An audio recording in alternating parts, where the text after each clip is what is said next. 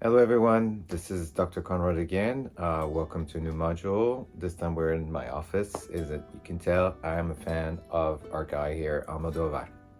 So today we'll be talking about part 2 of All About My Mother. And my plan for today is just to go through a list of different aspects where we can observe how desire, loss, and alienation kind of are intertwined.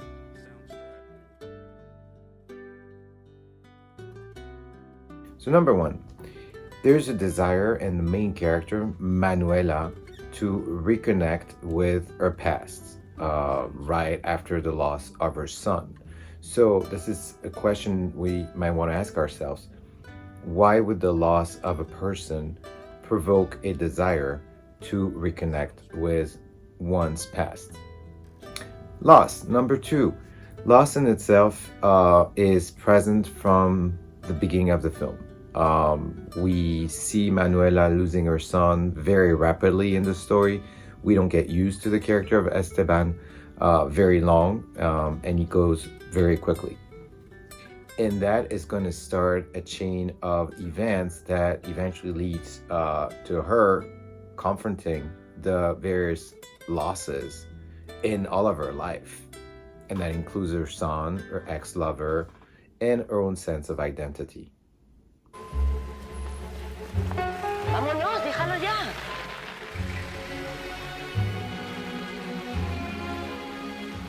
Esteban, Esteban.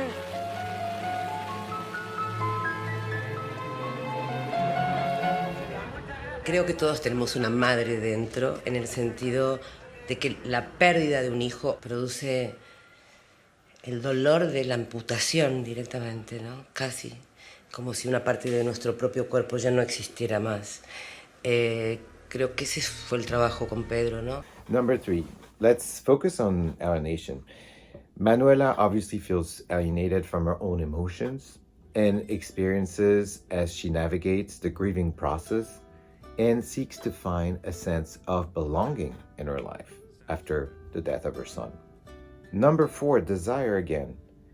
Let's focus this time on Agrado, the transgender character who desires to be accepted and loved as she grapples with her identity as a transgender woman.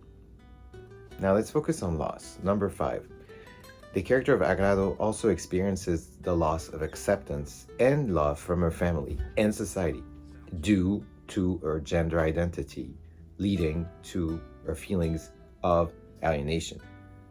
Character of Rosa, the nun, also alienates herself from her own desires, which she cannot completely fulfill, and ambitions in order to care for her mother, her father, right, and other people, everybody but herself.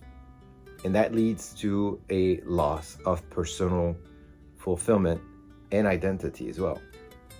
Number seven, the intertwining of desire and loss and alienation is also reflected in the various relationships at all levels and the interactions between characters in the film and in the theater play within the film, as they all grapple with their own personal struggles and emotional conflicts. Number eight, the theme of desire, loss, and alienation is also reflected in the portrayal of the theater and the performance industry, where characters often use art and connection performance as a mean of escapism to their innermost desires and emotions.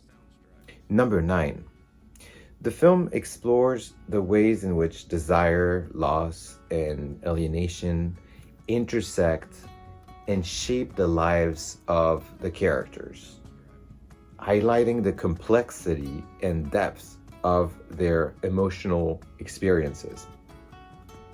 Number 10, now let's focus on the film itself. Ultimately, Almodovar's All About My Mother delves into the complexities of human relationships and emotions, illustrating how desire, loss, and alienation are deeply intertwined in the film, but also in life in general, and can profoundly impact the lives of individuals.